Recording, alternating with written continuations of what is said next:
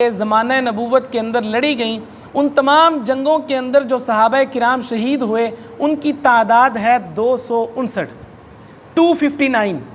ایک کم 260 تمام جنگوں کے اندر۔ لیکن صرف جنگ یمامہ جو مسیلمہ کذاب کے خلاف حضرت ابوبکر صدیق رضی اللہ تعالیٰ عنہ کے دور کے اندر لڑی گئی، اس اکیلی جنگ کے اندر کتنے صحابہ کرام شہید ہوئے جی؟ 1200 صحابہ کرام اور تابعین ملا کر، جن میں سے تقریباً 700 صحابہ کرام یا تابعین ایسے تھے جو قرآن کریم کے حفاظ اور قاری تھے، اور اس زمانے میں قاری قرآن اسے کہا جاتا تھا جو قرآن کا مکمل عالم ہوتا تھا۔ آخر کیا وجہ تھی کہ حضرت ابوبکر صدیق نے کسی بات کی پرواہ نہ کی کہ اتنے لوگوں کو لے کر، اور بالخصوص امت کا بہترین VIP طبقہ، علماء کرام کا طبقہ کہ جس کی اس وقت امت کو ضرورت تھی، قرآن اور حدیث کی ضرورت تھی، ان لوگوں کو اللہ کے رسول صلی اللہ علیہ وسلم کی ختم نبوت کے اوپر قربان کیا۔ یہ وجہ یہی تھی کہ یہ عقیدہ اتنا اہم تھا کہ اگر اس عقیدے کے اوپر چوٹ لگ جاتی، اگر اس عقیدے کے اوپر جانیں قربان نہ کی جاتی، تو آج اسلام ہمارے پاس صحیح سلامت موجود نہ ہوتا۔ اب بات آ گئی، اللہ کے رسول صلی اللہ علیہ وسلم نے فرمایا کہ سیکون فی امتی 30 کذابون، ان قریب میری امت کے اندر 30 جھوٹے مدعی نبوت پیدا ہوں گے، اور وہ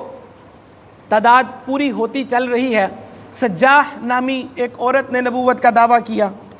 اسود انسی نے نبوت کا دعویٰ کیا، مسیلمہ کذاب نے نبوت کا دعویٰ کیا، اور اس قریب کے وقت کے اندر پچھلی صدی میں ایک جھوٹا مدعی نبوت مرزا غلام احمد قادیانی پیدا ہوا، اس نے بھی نبوت کا دعویٰ کیا۔ اس نے تو صرف نبوت کا دعویٰ نہ کیا اور بے شمار دعوے کر دیے۔ کبھی کہا کہ میں مسیح موعود ہوں، کبھی کہا کہ جی میں خانہ کعبہ ہوں، کبھی کہا کہ جی میں فلاں ہوں، کبھی کہا میں فلاں ہوں، یعنی کسی ایک بات کے اوپر وہ نہ رہا، اور بے شمار ایسے جھوٹے دعوے کیے کہ کوئی نبی تو کیا، کوئی شریف انسان بھی ایسے دعوے نہ کرے کہ بندہ اپنی بات پہ تو قائم رہے۔ کبھی ایک دعویٰ، کبھی دوسرا، کبھی تیسرا۔ البتہ اس نے یہ دعویٰ کیا نبوت کا تو یہ انگریزوں کی لگائی ہوئی ایک پود تھی کہ انگریز یہ چاہتے تھے کہ اس امت کے اندر سے یہ جو لوگ ہیں، جب بھی کبھی نبوت کی باری آتی ہے یا کبھی اسلام کی باری آتی ہے، یہ جتنے بھی گناہ گار ہیں، جتنے بھی یہ اپنی دنیا کے اندر مشغول ہیں، جب بھی نبوت کی باری آتی ہے تو یہ سر پہ کفن باندھ کے میدانوں میں نکل آتے ہیں۔ تو سب سے پہلا یہ کام کرو، ایک تو ان کے اندر سے محبت رسول کو ختم کرو،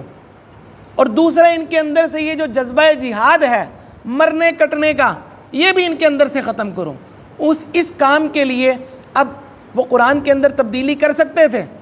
کبھی بھی نہیں کر سکتے۔ اللہ نے اس کی حفاظت کا جو ہے وہ ذمہ لیا ہوا ہے، یا وہ سرے سے آ کے کہہ دیتے کہ جی بھئی یہ ایسے ہے، جہاد نہیں کرنا، یا کوئی اور طریقہ استعمال کرتے، تو ایسا کبھی ممکن نہیں ہو سکتا تھا کہ مسلمانوں کے دلوں سے حضور کی محبت کو نکالا جا سکے۔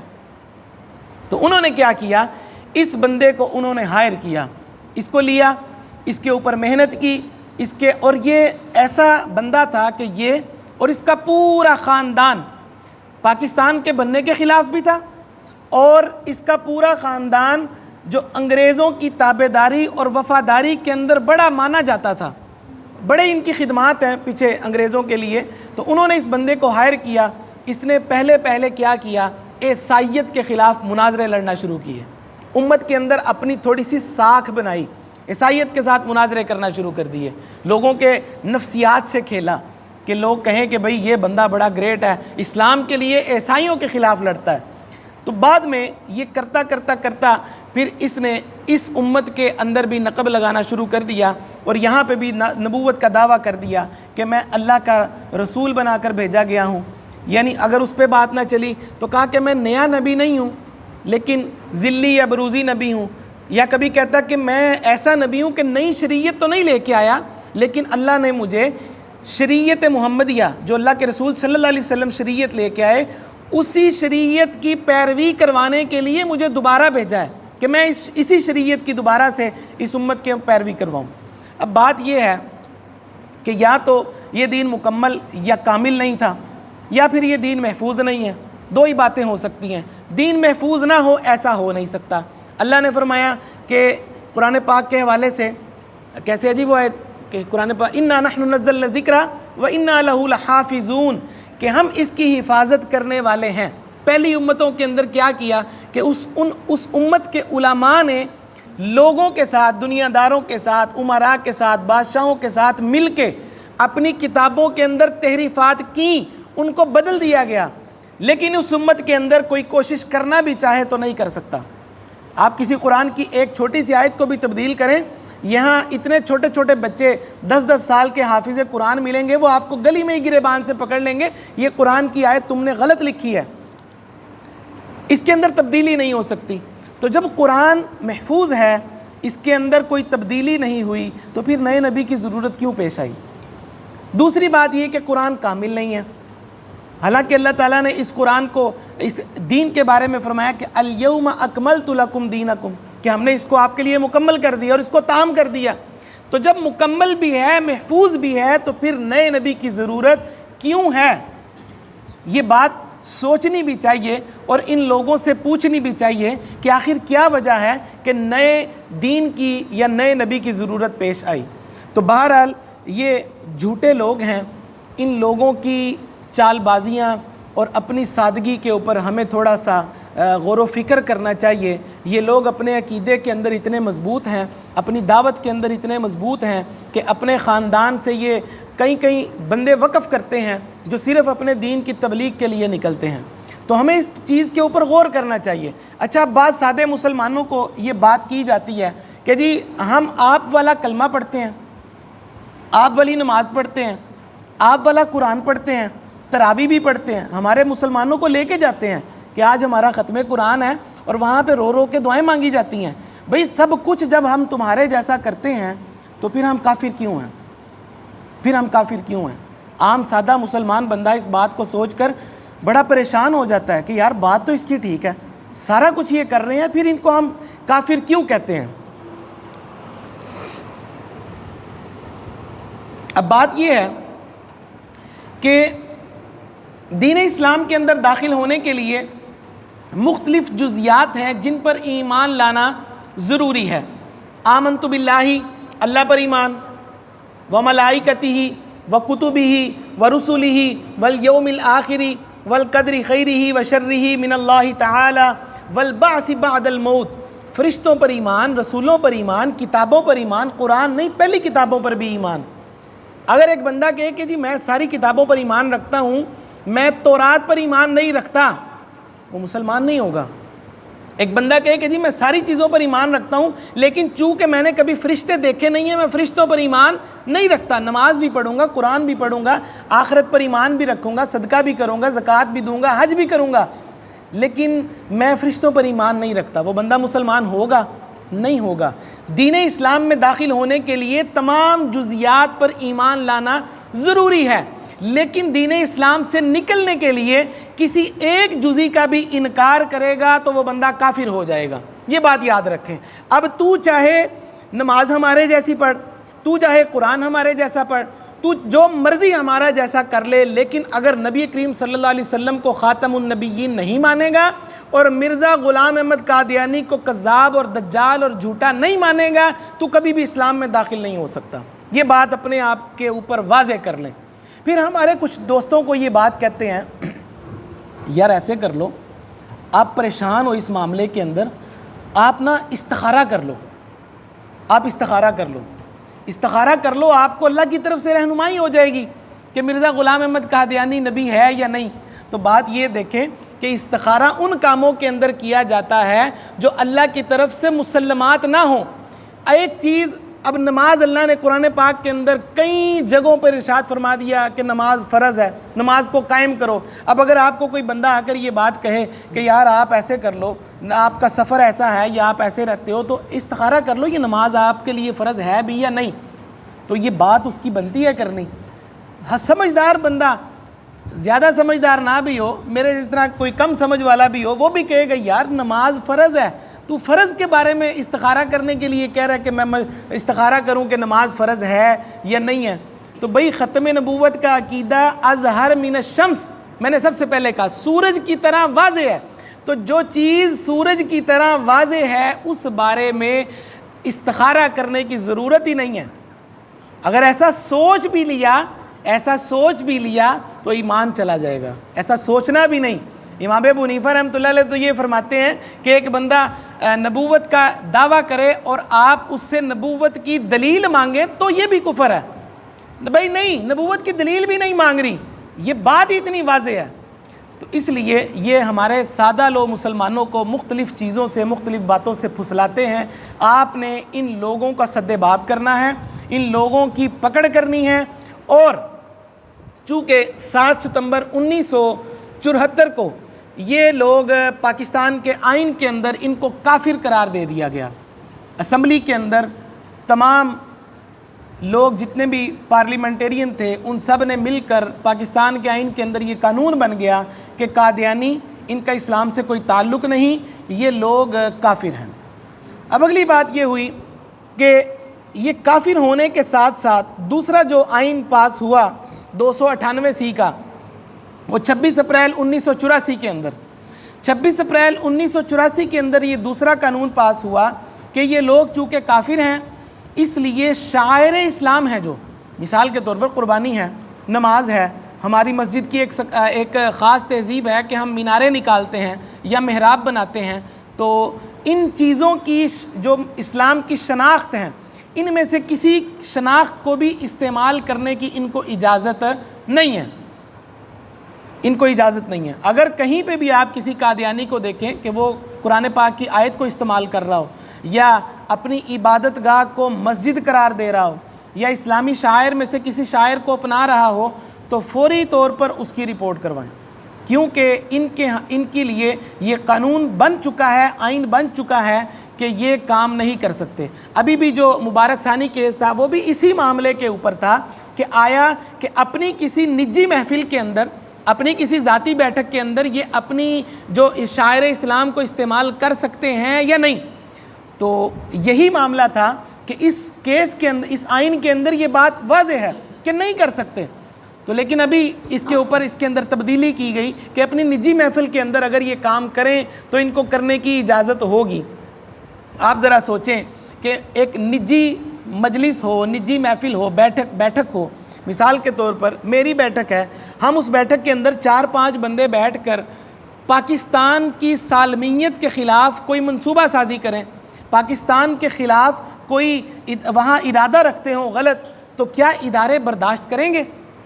کبھی بھی نہیں برداشت کریں گے۔ لیکن کیا میں کہہ سکتا ہوں کہ بھئی میری ذاتی بیٹھک ہے، ذاتی بیٹھک میں جو مرضی کروں؟ میں نہیں کہہ سکتا۔ بھئی میں ملک کے آئین کے خلاف، ملک کی سالمیت کے خلاف کام کر رہا ہوں، اداروں کا یہ حق ہے کہ مجھے اٹھا کر فوری طور پر لے جائیں۔ تو اسی طرح ختم نبوت کے اوپر بھی چاہے وہ نجی محفل ہو، اپنی بیٹھک ہو یا معاشرے کے اندر ہو، ان کو پاکستان کے آئین کے اندر کسی بھی شاعر اسلام کو استعمال کرنے کی اجازت ہرگز قطعاً طور پر نہیں ہے۔ اس لیے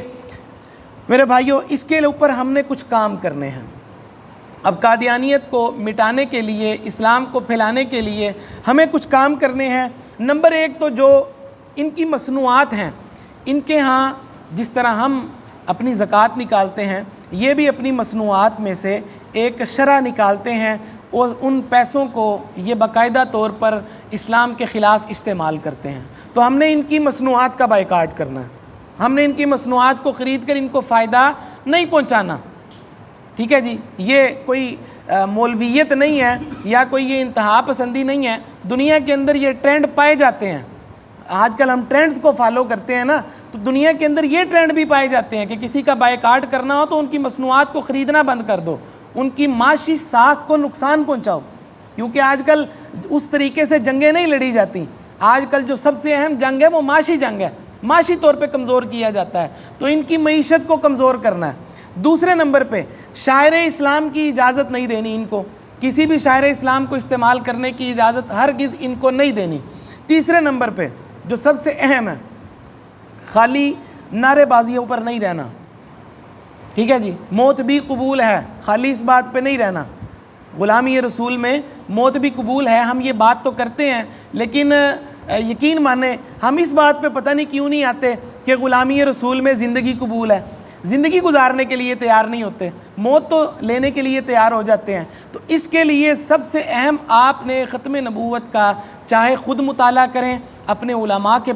پاس بیٹھ کر اس چیز کو سمجھیں، لیکن اس کو سمجھیں کہ یہ ختم نبوت کا عقیدہ کیا ہے اور قادیانی کس طرح ہماری صفوں کے اندر شامل ہو کر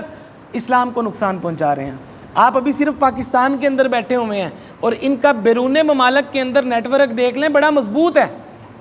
ان کے ہاں ایک یہ بھی کیا جاتا ہے کہ ان کے جو مبلغین ہیں یہ ان کو اچھی خاصی رقم دے کر افریقی ممالک کے اندر بھیجتے ہیں، یا جو غریب ممالک ہوتے ہیں یہ وہاں پر جاتے ہیں اور وہاں پر جا کر دسترخوان لگاتے ہیں، ان غریبوں کو دسترخوان پہ بٹھاتے ہیں اور پھر انہیں دکھاتے ہیں کہ جی یہ ہمارا اسلام ہے اور ہم مسلمان ہیں،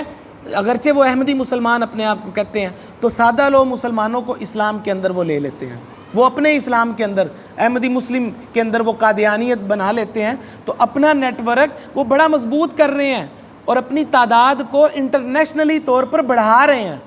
تو ہمیں اس بارے کے اندر بھی غور و فکر کرنا چاہیے۔ ہمارے کچھ سادہ مسلمان بھی یہ کام کرتے ہیں کہ بیرون ممالک میں جانے کے لیے کاغذات بنوانے ہوں یا وہاں کی نیشنلٹی لینی ہو تو کاغذات میں اپنے آپ کو احمدی شو کر کے چلے جاتے ہیں، ذرا سپورٹ مل جاتی ہے، تو یہ سراسر قطعاً غلط اور ناجائز ہے۔ خدا نہ خواستہ کل قیامت کے دن آپ کے وہ چیزیں نکالی گئیں، آپ کے وہ دستاویز نکالے گئے اور وہاں پہ لکھا ہوا اور آپ کا نام ختم نبوت کے غداروں کی صف کے اندر لکھا ہوا، تو کیا جواب دیں گے نبی علیہ السلام کو؟ تو اس بارے میں بھی نوجوان احتیاط برتا کریں کہ ایسا قدم بھی نہیں اٹھانا بالکل بھی کہ اپنے آپ کو احمدی یا شو کروا کر باہر کی جو ہے وہ نیشنلٹی کے لیے بھاگنا۔ تو اس لیے اپنے آپ کو اس موضوع سے متعلق، اسلام سے متعلق اپنی نئی جنریشن کو بتائیں کہ ختم نبوت کیا ہے۔ آج آپ اسی کا احتساب کر لیں، اپنے اپنے گھر میں جائیں، آپ کے گھر میں 3 فرد ہیں، 4 ہیں، 5 ہیں، 6 ہیں، آپ کی بیوی ہے، آپ کے بچے ہیں، اپنی بیوی سے جا کے پوچھ لیجئے گا، ذرا بتاؤ کہ ختم نبوت کیا ہے اور مرزا غلام احمد قادیانی کے بارے میں کیا جانتی ہو؟ آپ کو خود ہی احساس ہو جائے گا کہ ہمارے معاشرے کا اس وقت کیا حال ہے۔ اپنے گھر کے ہر فرد سے پوچھ لیجئے گا کہ عقیدہ ختم نبوت کیا ہے اور کتنا اہم ہے، آپ کو اندازہ ہو جائے گا۔ تو اس لیے میرے بھائیوں، ہم نے عورتوں کو گھر میں رکھا ہے، وہ ہمارے لیے کھانا پکاتی ہیں، گھر کے سارے امور کرتی ہیں، تو ہم خود تو مسجد میں بیٹھے ہیں، دین کا علم بھی سیکھ رہے ہیں، باتیں بھی سیکھ رہے ہیں۔ اب میری آپ کی یہ ذمہ داری ہے، یہ جو کچھ سنا ہے، یہ جو کچھ سمجھا ہے، گھر جا کے اپنی مستورات کو بھی بتانا ہے، اپنی مستورات کو بھی سمجھانا ہے کہ یہ کیا عقیدہ ہے۔ آپ تو سارا دن ہوتے ہیں دکانداری پہ، اپنے کام کاج پہ، جو آپ کی اولاد ہے، آپ کی اولاد کی تربیت کرنی ہے آپ کی مستورات نے، آپ کی بیوی نے۔ تو اگر آپ کی بیوی کو اس عقیدے کے بارے میں نہیں پتہ ہوگا تو وہ آپ کے بچوں کے اندر اس عقیدے کو کیا پروان چڑھائے گی؟ تو اس لیے خود بھی علم رکھیں، اپنی بیویوں کو بھی، اپنے گھر والوں کو بھی، اپنے بچوں کو بھی، سارے لوگوں کو اس بارے میں بتلائیں۔ اور آخری جو گزارش ہے، چونکہ 7 ستمبر 1974 کو یہ قانون پاس ہوا تھا اور ابھی 2024 کے اندر اس کو 50 سال مکمل ہو رہے ہیں، 50 سال مکمل ہو رہے ہیں، گولڈن جوبلی کا موقع ہے۔ تو اس کے اندر جیسے آپ دنیا کے اندر بھی دیکھتے ہیں کہ دنیا کی سیاسی پارٹیاں یا دنیا کی پارٹیاں بھی اپنی اجتماعیت کو شو کرواتی ہیں دنیا کے اندر، تو اس سلسلے میں آپ کے شہر علی پور چٹھا کے اندر بھی بڑی زور و شور سے نوجوان محنت کر رہے ہیں، بڑی زور و شور سے علماء بھی لگے ہوئے ہیں اور بہت سارے ساتھی کام کر رہے ہیں۔ ایک تو 7 ستمبر 2024 کو بروز منگل بن رہا ہے جی، بروز ہفتہ، یہ ریلی بھی ہے علی پور چٹھا کے اندر۔ اس کے اندر آپ نے بھرپور شرکت کرنی ہے، آپ نے اپنی اجتماعیت کو دکھانا ہے، ہر قسم کی سیاسی، ہر قسم کی مسلکی، ہر قسم کی لسانی اینک کو اتار کے محض امتی بن کے نبی کریم صلی اللہ علیہ وسلم کی ختم نبوت کے لیے اس ریلی کے اندر شرکت کرنی ہے۔ مفتی شفیع رحمۃ اللہ علیہ معرف القرآن جنہوں نے لکھا ہے، ان کے استاد تھے حضرت مولانا انور شاہ کاشمیری رحمۃ اللہ علیہ، ان کے پاس گئے تو حضرت مولانا انور شاہ کاشمیری رحمۃ اللہ علیہ یہ اتنے بڑے عالم تھے، بزرگ تھے، بیک وقت یہ 2 کتابیں اللہ نے ان کو ملکہ دیا تھا، بیک وقت 2 مختلف تصانیف لکھ سکتے تھے، ایک اس ہاتھ سے اور ایک اس ہاتھ سے، بیک وقت 2 مختلف تصانیف لکھ لیتے تھے۔ تو مولانا انور شاہ کشمیری رحمۃ اللہ علیہ کہنے لگے کہ مفتی شفیع زندگی برباد کر دی ہے، ساری زندگی گزر گئی، ختم نبوت کے اوپر جو کام کرنا چاہیے تھا وہ کام نہیں کر سکا۔ یعنی کس مسند کے اوپر بیٹھے ہیں اور کتنے اللہ والے ہیں، کتنے بڑے عالم ہیں، لیکن پھر بھی اپنے آپ کو کوس رہے ہیں کہ ختم نبوت کے اوپر جو کام کرنا چاہیے تھا وہ کام نہیں کیا۔ تو میرے بھائیوں، ہماری زندگی تو پتہ نہیں کہاں دنیا کے اندر گھسی پٹی پڑی ہے، تو ہم بھی اپنی اگر زندگی سے یہ تھوڑا سا وقت نکال کر یہ اس ریلی کے اندر شرکت کریں، اور پھر اس کے بعد شام کے وقت لاہور کے اندر بھی جلسہ ہے مینار پاکستان میں اسی دن، تو اس کے لیے بھی جو ہے وہ کوشش کریں۔ جو ساتھی جانا چاہتے ہوں وہ یہ اشتہارات ہر مسجد میں لگے ہوئے ہیں، نمبر بھی دیے ہوئے ہیں، مولانا عبدالرحمان صاحب کا نمبر ہے، تو ان سے آپ رابطہ کریں، اپنی سیٹ کو جو ہے وہ کنفرم کریں کہ ہم جانا چاہتے ہیں، اور جس طور پہ بھی، مالی طور پر، وقتی طور پر، جانی طور پر، جس چیز کے طور پر بھی آپ اس کام کے اندر شرکت کرنا چاہیں ان سے رابطہ کریں کہ جی میں مالی طور پہ معاونت کرنا چاہتا ہوں، میرے ذمے کوئی کام ہے، میں وقت دینا چاہتا ہوں، مجھے بتائیں، میں اپنے وقت کو آپ کے لیے آپ کے پاس لے کے آ جاتا ہوں، کسی سے ملنا ہے، کسی کو دعوت دینی ہے، اس کے لیے کریں۔ تو تاجر حضرات اپنی تاجر برادری کے اندر آواز چلائیں، اسٹوڈنٹس اپنے اسٹوڈنٹس کے اندر آواز چلائیں، جو ڈاکٹر حضرات ہیں وہ اپنے حلقہ کے لوگوں کے اندر آواز چلائیں۔ تو جو بندہ جس حلقے سے تعلق رکھنے والا ہے وہ اپنے حلقے میں بھرپور آواز لگائے۔ یہ آواز لگانا، یہ چھوٹے چھوٹے بول بولنا انشاءاللہ العزیز قیامت کے دن میرے اور آپ کے لیے جناب نبی کریم صلی اللہ علیہ وسلم کی سفارش کا باعث بنیں گے انشاءاللہ۔ تو اس کے لیے سارے ساتھی کوشش کرتے ہیں، میں بھی کوشش کروں گا، آپ سارے ساتھی بھی نیت کریں کہ بھرپور طریقے سے ہم اس ریلی کو بھی کامیاب کریں گے، اور جو لاہور کے اندر جلسہ ہو رہا ہے اس کے اندر بھی شرکت کرنے کی کوشش کریں گے، اور اس کو کامیاب کرنے کا مقصد یہی ہے کہ دنیا کے اندر لوگوں کو اس بات کو واضح کرنا کہ یہ عقیدہ بڑا اہم ہے، اس عقیدے کے لیے ہم اپنا جان مال وقت سب کچھ دینے کے لیے تیار ہیں۔ اللہ تعالیٰ مجھے بھی اور آپ سب کو بھی عقیدہ ختم نبوت پر 9 بجے کا وقت ہے، مدینہ چوک سے لے کر گورمے کا چوک جسے پہلے کہا جاتا تھا اب اس کے ختم نبوت چوک کہا جاتا ہے، تو مدینہ چوک سے لے کر ختم نبوت چوک تک یہ ریلی ہے، صبح 9 بجے 7 ستمبر بروز ہفتہ کو۔ تو سارے ساتھی کوشش کریں 1 گھنٹہ 1.5 گھنٹہ 2 گھنٹے کا جو ٹائم ہوگا اس کے اندر ایک بار پورے شہر، پورے پنجاب، پورے پاکستان، پوری دنیا کے اندر آواز چلی جانی چاہیے۔ ہم نے نہیں دیکھنا کہ لاہور میں نکل رہی ہے کہ نہیں، ہم نے نہیں دیکھنا گجرانوالہ میں نکل رہی ہے کہ نہیں، ہم نے دیکھنا ہے کہ بھئی ہمارے علی پور چٹھا کی ریلی یہ جائے گی، اس کی آواز، اس کی جو پیغام ہے یہ روضہ رسول تک انشاءاللہ العزیز فرشتے پہنچائیں گے۔ علی پور چٹھا کے غیور نوجوان، بوڑھے، بزرگ، بچے یہ نکلے ہیں سروں کے اوپر کفن باندھ کے اللہ کے رسول کی ختم نبوت کے لیے۔ تو میں تو یہ ضرور چاہوں گا کہ میرا نام روضہ رسول میں اللہ کے رسول صلی اللہ علیہ وسلم کے حضور پیش کیا جائے، تو آپ بھی ضرور چاہیں گے۔ تو اس کے لیے سارے ساتھی نیت کریں کہ انشاءاللہ ضرور کوشش کریں گے۔ اللہ تعالیٰ عمل کی توفیق عطا فرمائے۔